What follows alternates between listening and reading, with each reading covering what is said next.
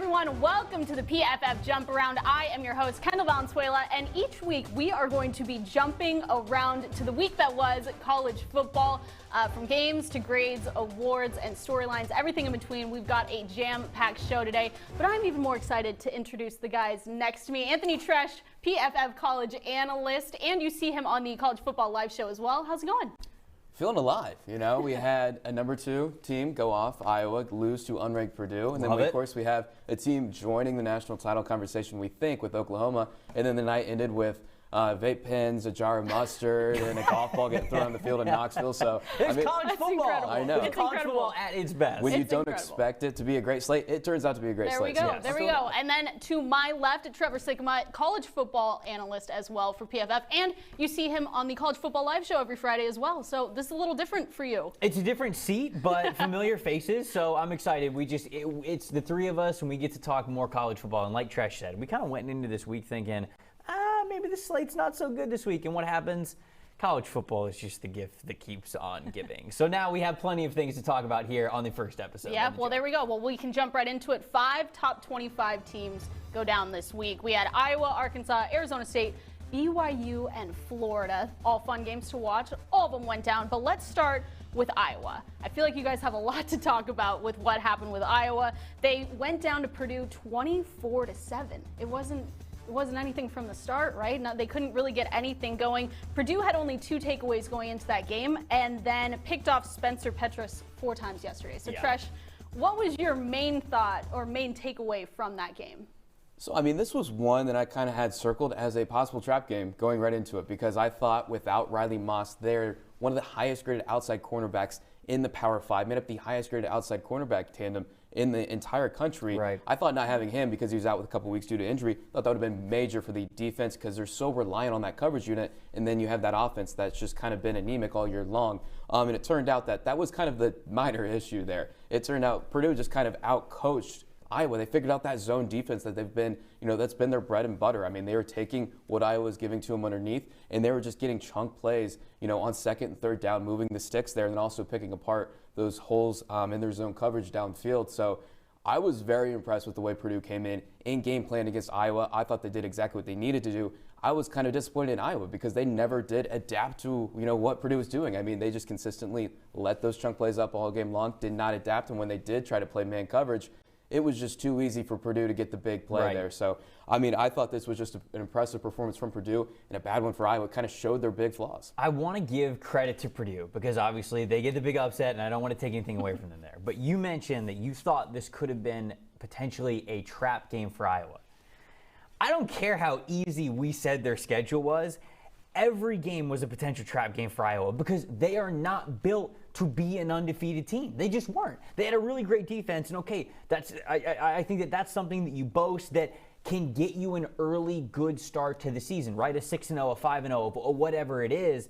But when it comes to you really getting into the teeth of your schedule, you becoming a national contender, and especially the way that we were forced to talk about Iowa as the number 2 team in the nation, they were never going to live up to this. They did not have the offense to ever be that. Now, people sometimes say the same thing with Georgia, right? They go, okay, Georgia's all defense. Sure, but Georgia's got a hell of a lot more talent on offense to make up for it. Are they world beaters? Are they scoring 40 a game? No. But the problem was, and we saw this last week, Iowa plays Penn State, and it takes a bad Sean Clifford going out in that game for Iowa to just barely come back at home against what was probably one of the worst backup quarterback performances that we're going to see with Penn State. So that was my biggest takeaway of this game is I feel bad saying, finally, I was waiting or rooting for Iowa to lose. I wasn't rooting for Iowa to lose,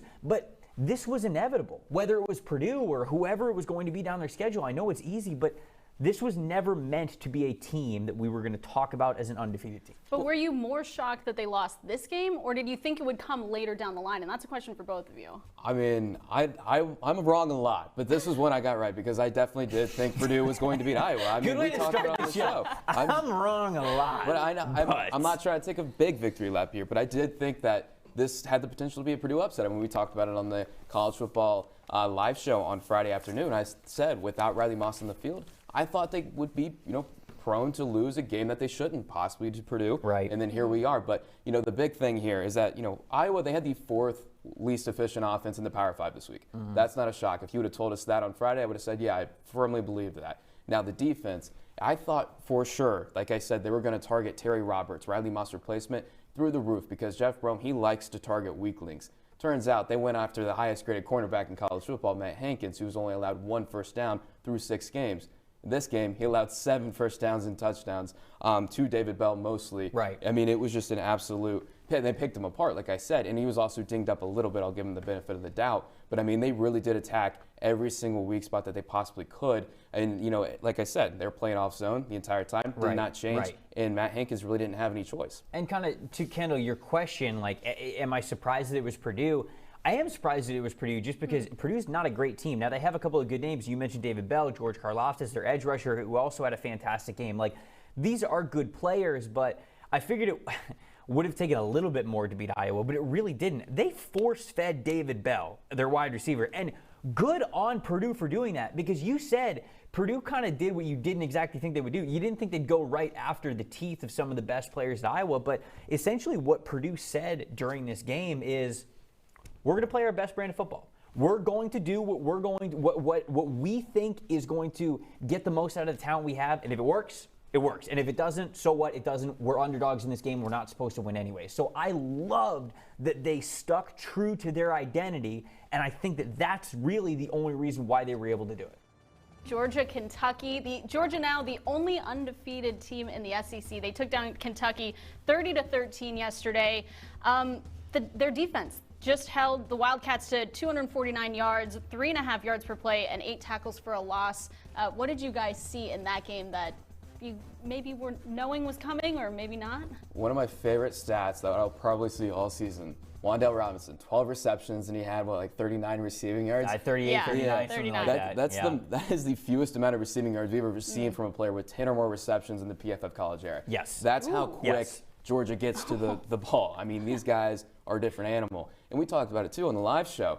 The run defense, and, Kentucky's reliant on the run game, that was going to be a big problem. And it turned out it was in the first half because they tried to pound it down their throats. Didn't work. I mean, they had 0.1 yards before contact per attempt. Didn't have a single explosive run there. Had 5 of their 16 runs to the running back, loss or no gain on the play.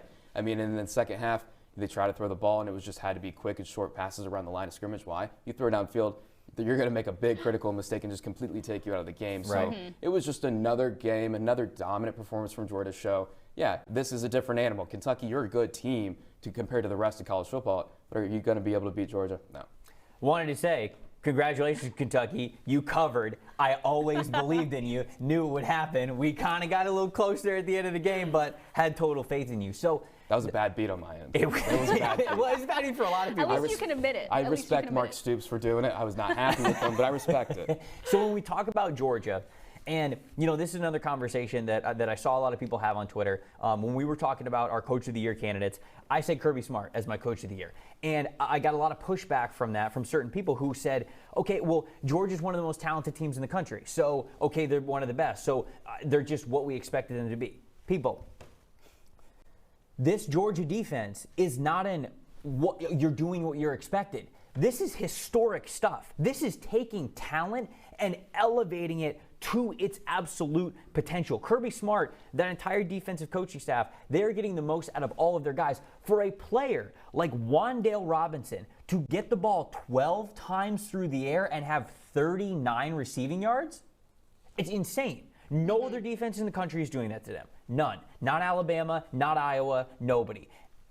Wan'Dale Robinson is breaking 1 or 2 of those passes off somewhere. Georgia did not give him an inch. 12 catches, and he had 39 yards. That's ridiculous. That just tells you, you said it's one of your favorite stats because it's just insane. That's one of my favorite stats for Georgia when I'm going to talk about how good this defense is, how good this Georgia team is, and honestly, how much we should be respecting them. It's not just that they have the top recruits, it's that they're getting the most out of all of them because defense is an 11-man unit.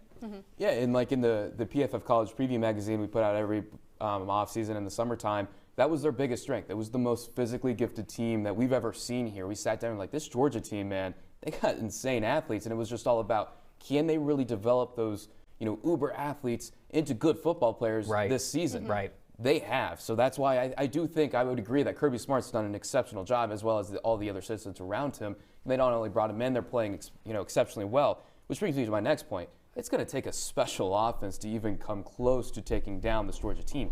And has there been a special offense in college football? Like, have you seen a special offense? Like, I would say last year's Alabama team, that can contend with this Georgia defense. 2019 LSU Tigers, that offense can contend with this Georgia defense. I do not see a single offense in college football that makes me confident. Like, yeah, I think they could beat Georgia right now. Now, is there potential? There's potential with Alabama, sure. There's potential with even Oklahoma, which we'll get into in a bit. But right now, I just can't see anybody taking out the Dogs.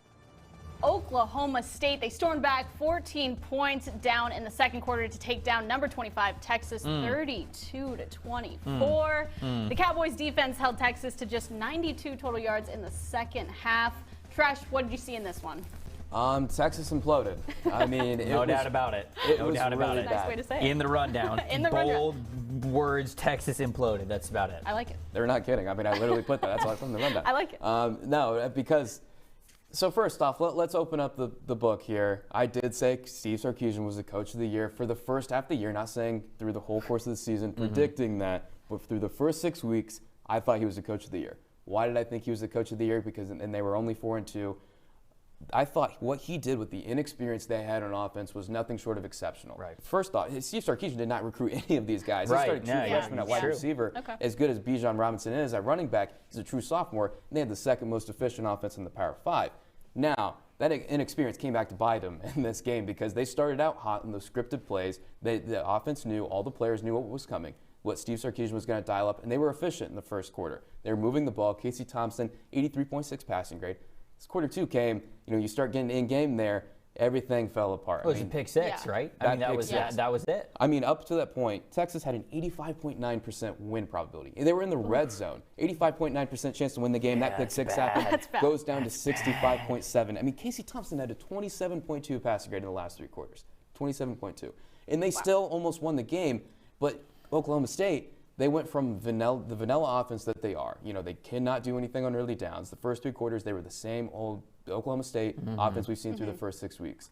The fourth quarter, I did think that they did a good job getting a little bit more creative. They did have some trick plays in there as well, did some play action rollouts there. They found some success and ultimately found a scoring drive and took advantage of Texas, really the inexperience coming back to bite them. So, again, Steve Sarkisian, what he did in the first 6 weeks with the inexperience he had was fantastic. But this time, it came back and bit them. The biggest thing with me for Texas is they're just clearly not ready to compete at the highest level. And when I say that, I don't even necessarily mean a talent standpoint, because you're right.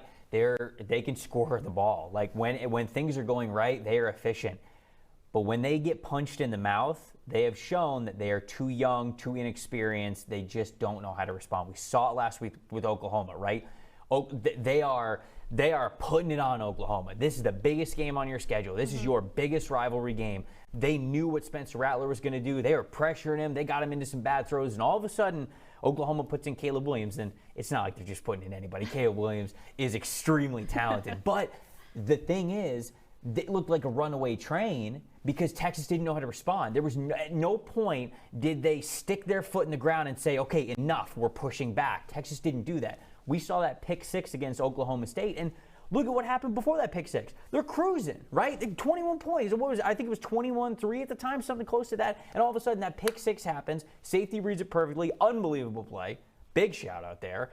Goes and takes it down for a touchdown. And Oklahoma State still got a field goal as well before the second half ended. So, that's a massive 10-point swing there. Game's all of a sudden extremely close at that point. Oklahoma State continued to feed into that momentum in the second half, and Texas crumbled. I feel like I can just say Caleb Williams, and then we're done. We're good, right?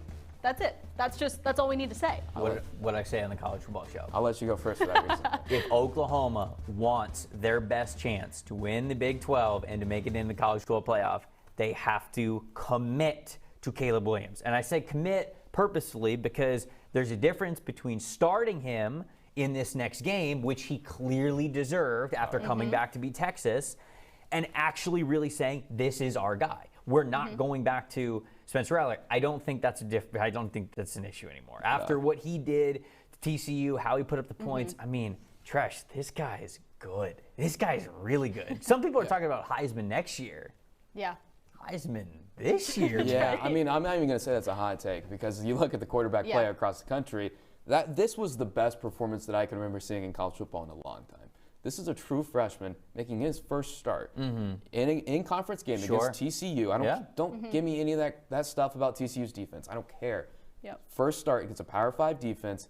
It is a true freshman. And you put up one of the highest single-game PFF grades we've ever seen in the PFF college era. Right. That's remarkable. I mean, when you look at what he did wrong, he underthrew a couple of deep balls. He had to get help from his receivers to make some adjustments. But if that's like the worst thing that you're talking about within his game, he had a pretty damn good game. He didn't give the defense an opportunity to make a play on the ball. Right. No bad, egregiously bad throws there. And, I was a little concerned, against Texas because his play style in that game kind of reminded me of Rattler's. He played a little undisciplined, passed up some opportunities at the sticks to go and take the risk, the 50-50 ball downfield. We did not see that in this game. He executed Lincoln Riley's offense the way Lincoln Riley wanted. That's something Spencer Rattler could not do. From a talent perspective, from a passing perspective, not taking the athleticism on the ground out of it. From a pure passing perspective, Spencer Rattler and Caleb Williams are just as talented. They're both rare talents. The difference is Caleb Williams can operate within the structure of the offense. Spencer Rattler, we saw it even last year, he couldn't really do it. He liked to do the freelance stuff, and which is good. Yeah. He has this special arm to do it that makes some throws that nobody else can. But if you do not know when and when not to take the shot downfield, you're not going to have success. Yeah, and I think another element that goes heavily in favor of Caleb Williams in this debate here between him and Rattler is that element of his legs. I think that certainly we've seen that you have to be a good quarterback with your arm to win a national championship. You've got to be able to put up enough points that way. But when you can run the football the way that Caleb Williams does, the floor you have on your offense is so much higher because you get to sit there on early downs, first, second down, and you can run some sort of a quarterback keeper or or an RPO or whatever it is, and you're just picking up very easy yards. You're continually putting yourself in manageable third down situations, and sometimes in Caleb Williams' case, I mean, he's picking up first downs before you even get to that third down. So it was Rattler has a hell of an arm, right? And I think that we all like to point to that and say, he gives you the highest ceiling with the offense. But I agree with you. I think that Williams proved this past week that his arm talent is very close to what Rattler's is. His decision-making is already better as a true freshman, and he gives you that kind of high floor as a runner. All of that, boom, boom, boom. That's a triple threat. Start the kid. He's your quarterback from this point on. Yeah. So, I mean, I don't want to say, Rattler could not perform Lincoln Riley's offense at all whatsoever, because he could. Because you look at what he did in the short and intermediate passing game this year, he hit those throws. It was just whenever there was a deep route called, he saw his eyes went on that, locked in on that route immediately pre-snap, said, I'm throwing that ball, I don't care who's around it. Right. That was the big problem there. And if you do that a few times a game, that's what's going to hurt your offense. And that's when those plays start getting taken away from the offense, and that's why we saw his average depth of target year over year drop around 2.5 yards. Now, I don't want to give up completely on Spencer Rattler, because I do think he's a rare talent. I'm very high on Spencer Rattler from a talent perspective. Now, off the field, whether his personality, I have not been around him, to really make a fair judgment call on that. But, as far as, what's next for him, I still think he's going to probably enter his name in the NFL draft. I think he's probably going to stick it around with Oklahoma for the season in case of an event of an injury, and probably from the advice of his agent, because that's going to be a bad look. And I do think that we would see a scenario where he is taken probably towards the end of the first round. Getting into my favorite part, and that is the awards. Week 7 awards from both of you guys. I want to start with the Offensive Team of the Week award, and then Tresh, we can start with you.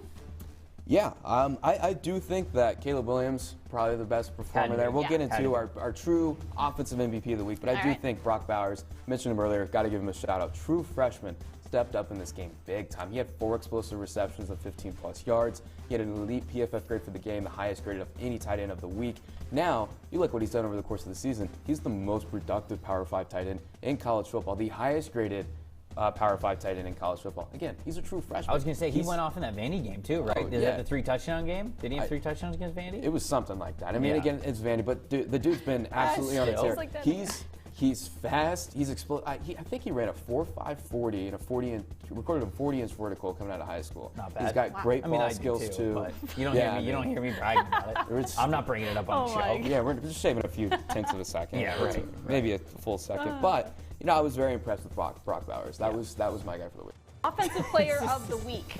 Yeah. What do you got? For the first time ever, we have co-offensive players of the week. We talked ad nauseum about Caleb Williams. Of course, he's one of the co-offensive players of the week. Right. The other one, LSU running back Tyrion Davis Price. He was unreal. Against your Florida Gators. Yeah. He carved him up. Yeah. I think one of my favorite quotes I saw after the game, he told the media, they had a conversation with, I forget the title, but he worked in analytics with the football team and he was director of performance innovation. And he gave him some, the LSU Tigers some recommendations, what kind of run concepts, different stuff that they can run over Florida's tight front. And one noticeably, they ran a lot of counter. They ran counter 3 times per game the first 6 weeks. This time they ran it 14. They averaged over 14 yards a carry. Stop it. And 8 explosive runs at 10-plus yards. I mean, they could not stop it. The offensive line did their part. Of course, the Florida run defense wasn't there. But Tyrion Davis Price, he tore it up. Let's get into defensive team of the week. Treash, who you got there? Going with another Purdue Boilermaker. Edge defender George Karlaftis. This guy. He's good. I like that. He's really good. That's our. He's good. He's good. He's Put it on really the good. t-shirt. No, I mean he has absurd power in his get off. I mean Iowa, they tried to chip him, they tried to cut block him, they tried to double team him. He was in the quarterback's face routinely. This was the first time an Iowa offensive line allowed one pass rusher to generate 10 or more pressures in a single game. George Karlaftis, and he was a big, factor in this. Of course, I think even if he was not even on the field, I think Iowa's offense wouldn't have had any success. But he's a game wrecker. He's one of the few game wreckers in college football. I'd put him up there with the Aiden Hutchinsons and the Kayvon Thibodeaux of the world. Kayvon Thibodeaux is my guy that I had to shout out because we have seen flashes of his potential this year. He's been banged up a little bit, right? So, it's kind of come like here and there, but my Lord was this week an absolute takeover week. He showed you exactly why this week I think he's going to be the #1 overall pick in the draft. We don't have a quarterback to really contend for him. The other guys that are going to be up there, maybe Evan Neal, you mentioned him, the offensive tackle from Alabama. He could potentially contend for that. Derek Stingley is up there, but I'm not so sure we're going to get a corner to go #1 overall. This is the guy. I don't know what the odds are right now for Kayvon Thibodeaux to go #1 overall, but I would bet on the bet that you probably won't get better odds for it than you will right now with him. Just because they're only going to get worse. Like the more this kid plays and the more that the rest of college football doesn't really show that there's a potential #1 overall pick to rival him, the steeper the odds are going to get. I mean, he every single time that he touches the field, he's an absolute game wrecker. He's going to be the next #1 overall pick edge rusher. I just think that it was clear. We saw that this weekend. Do you have an NFL comparison that you would like to throw out there with your other graphic being made? No, don't do that to me. Don't do that to me. I don't know. I don't know what it's going to be. Justin Jefferson there you go. Okay, I like it. That's his comp for Now we've got two. Now we've got two on. No, everybody loves NFL comps, and I'll think about it. Okay, think about it. We'll come back, and I'm sure that we'll be able to. You said Myles Garrett? I was trying to think of the most dominant. I was like, well, it wouldn't be a bad one. I cannot, in all good consciousness, compare anybody to Myles Garrett because he looks like somebody who's been doing steroids since he was 3 years old. He's been drug tested and he gets free every time. I was largely joking with that statement. If you compare anyone to Myles Garrett or Aaron Donald, I was going to say. I also have to see how Kayvon Thibodeaux looks dunking on people at the YMCA for pickup basketball like Myles Garrett does. True. That's what I really have to see first before I make that comment. All right, well, defensive player of the week. Defensive player of the week. Yeah, we're going to Starkville for Alabama. They had their lowest graded coverage unit of a single game they've ever had in the PFF college era last week. Everybody bounced back this week, but specifically safety Jordan Battle. That guy balled out. He had a pick 6. I mean, it was a Christmas gift. Santa Claus threw it right to him, lobbed him. But he read it like a book. He picked it up, took it to the end zone for 6, had another pick, had a forced incompletion, a couple passing stops. It was just pretty much a mistake-free performance from the Alabama safety. He was one of our top 10 returning safeties entering the year, and he's been playing like it all year long, but he had a career day, this time with an elite graded performance for the Crimson Tide. Jordan Battle at his best is awesome. I mean, he's going to be a lot of people's favorite safety. He's a potential top 50 pick in the upcoming NFL draft. I mean, when he's at his best, he's really impactful. So no surprise that he was able to put on a performance like this. Well, I was going to ask you guys final thoughts, but I have some for you. We have breaking news, actually. For the first time, our first show and breaking news. So Coach O out at LSU at the end of the year. Your thoughts on that really quick? 2019 Coach of the Year. Wow. I wonder. We got a lot to work on with the award selection process. The buyout's got to be huge for him, right? Yeah, that's. I don't know it off the top of my head, but I mean, he just signed a massive extension, and clearly, like, are we going to get? Clearly, he does not have LSU going in the right direction. So, like LSU-wise, it completely makes sense, but that's a lot of money that they're paying him now. Are we going to get a 30 for 30, the rise and the fall of the LSU Tigers? Because I mean, 2 years ago they were the program. Yeah. I mean, now here they are. They had. Everybody's out, new head coach. I mean, it's a rough time. I think a lot of people would tell you that Orgeron just managed a really talented team. And when you really think about it, who are the offensive and defensive coordinators for that 2019 team? Joe Brady, well, he was the pass game coordinator, and Dave Aranda was the defense coordinator. He was the pass game coordinator. He ran the offense. And so, like, I mean, I think a lot of people are looking at LSU during that season, and now without those two guys, what Coach O has done since, and they're like, without this ain't it. He's not the catalyst. Nope. Joe Burrow, Jamar Chase, and David Bell. I mean, Justin Jefferson. I mean, when you lose all that talent, I mean, right. So it'll be interesting. Well, it was a fun week of college football. We will be back again next week to break it all down. For Trevor, for Anthony, I'm Kendall Valenzuela. Thank you guys so much for joining.